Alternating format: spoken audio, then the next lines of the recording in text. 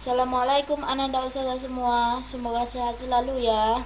Baiklah, pada pertemuan kali ini yaitu pertemuan terakhir mengenai teks berita.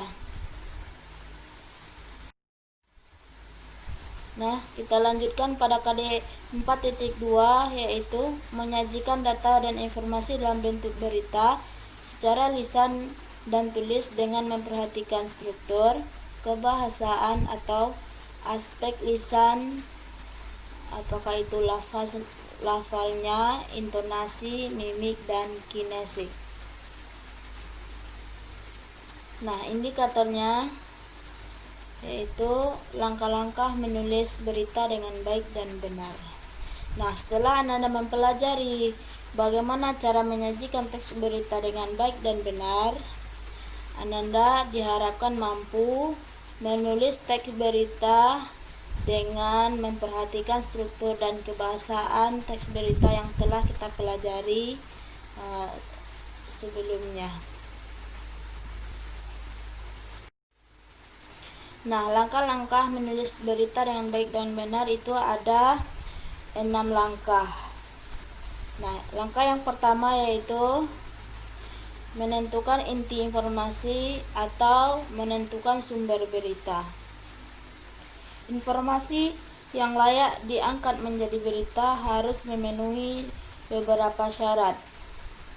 Yang pertama, faktual.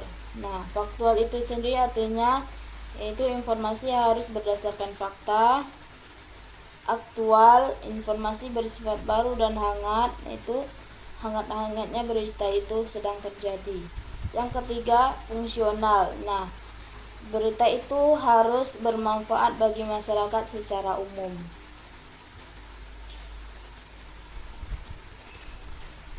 Yang kedua, mendatangi sumber berita. Nah, dalam mendatangi sumber berita ini, kita mengamati secara langsung dan mewawancarai orang-orang yang berhubungan dengan peristiwa itu. Nah, yang ketiga, mencatat fakta-fakta penting dan menyusun kerangka berita. Kerangka berita dapat disusun dengan menentukan unsur berita atau adik simbanya, yaitu apa, di mana, kapan, siapa, mengapa, dan bagaimana. Nah, disitulah kita peroleh untuk mencatat fakta-fakta penting dalam menyusun berita. Nah, yang keempat, mengembangkan kerangka. Nah, jika kerangka sudah dibuat, maka langkah selanjutnya mengembangkannya menjadi tulisan berita yang utuh dengan menggunakan struktur dan kebahasaan teks berita. Kita kembangkanlah ini menjadi beberapa paragraf. Nah, yang kelima, menentukan judul berita dan penyuntingan berita. Nah, setelah kita mengembangkan kerangka berita menjadi beberapa paragraf, selanjutnya menentukan judul berita dan sekaligus kita lakukan penyuntingan berita. Itu aspek-aspek yang harus kita perhatikan dalam penyuntingan berita, diantaranya kebenaran isi berita harus akurat, jelas, dan ringkas. Yang kedua, mencerminkan atau adanya kelengkapan isi berita tersebut berdasarkan adik simba atau unsur beritanya.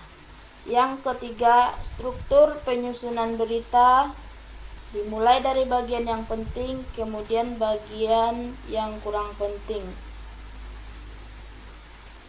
Struktur penyusunan berita ini harus sesuai dengan struktur teks berita, mulai dari kepala, teras berita,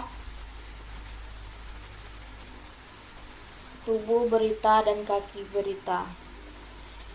Yang keenam, membacakan atau penyampaian berita.